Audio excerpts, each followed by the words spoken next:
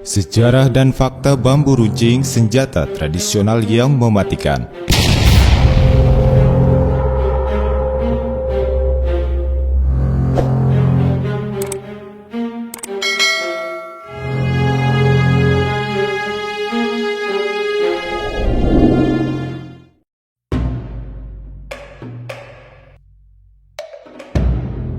Dahulu ketika negeri kita masih dijajah oleh bangsa asing, baik pada masa penjajahan Belanda, Jepang maupun sekutu, pada awalnya perlawanan bangsa kita belum sepenuhnya kuat.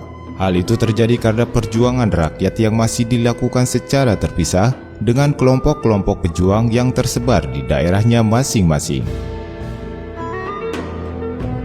Sebagaimana kita ketahui, kelengkapan serta teknologi persenjataan para penjajah pada saat itu sangat terpaut jauh dengan bangsa kita. Mereka sudah menggunakan senapan mesiu mekanis, meriam, dan juga dilengkapi dengan alat pelindung diri yang terbuat dari baja.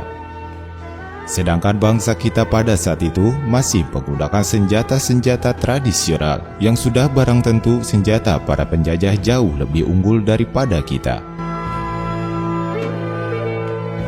Beberapa senjata yang digunakan para pejuang pada saat itu seperti pedang, panah, tombak, dan lainnya. Ada satu ikon senjata tradisional yang sangat mematikan dan membuat para penjajah ketakutan, yaitu bambu runcing.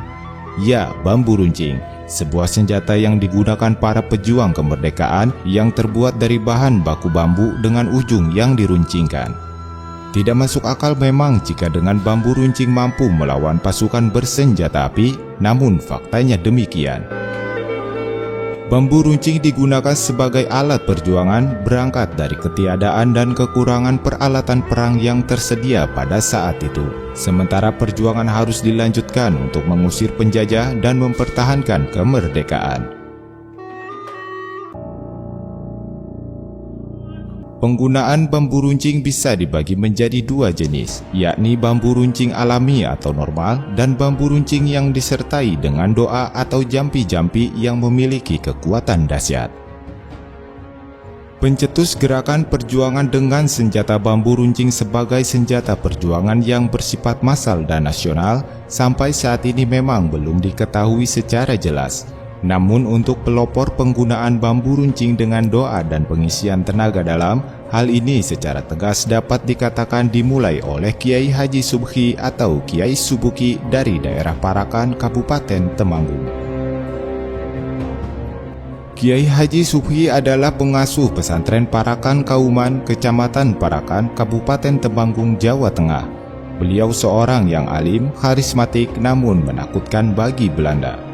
Dengan pengaruh serta wibawa yang beliau miliki, banyak santri dan penduduk yang tergerak untuk berjuang melawan para penjajah. Pada masanya banyak dari para pejuang kemerdekaan yang menimba ilmu kesaktian serta meminta doa atau jampi-jampi untuk senjata mereka sebelum terjun ke medan perang. Dalam hal ini bambu runcing salah satunya.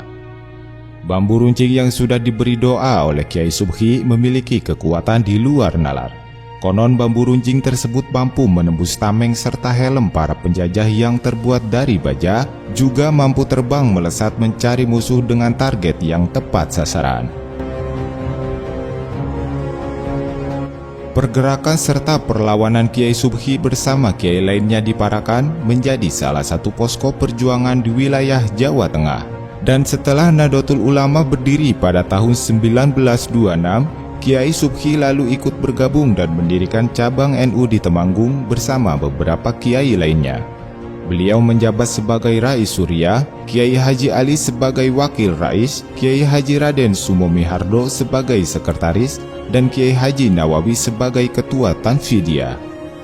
Keempat ulama perintis NU Temanggung inilah yang kemudian dikenal sebagai kiai-kiai bambu runcing di masa revolusi kemerdekaan.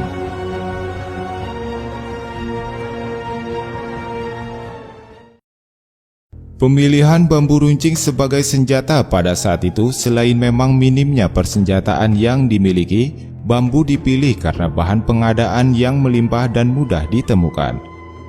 Kekuatan bambu runcing pun mampu melumpuhkan lawan dengan luka yang hampir sama dengan tusukan pedang, apalagi jika ditambah dengan racun di bagian tajam ujung bambu.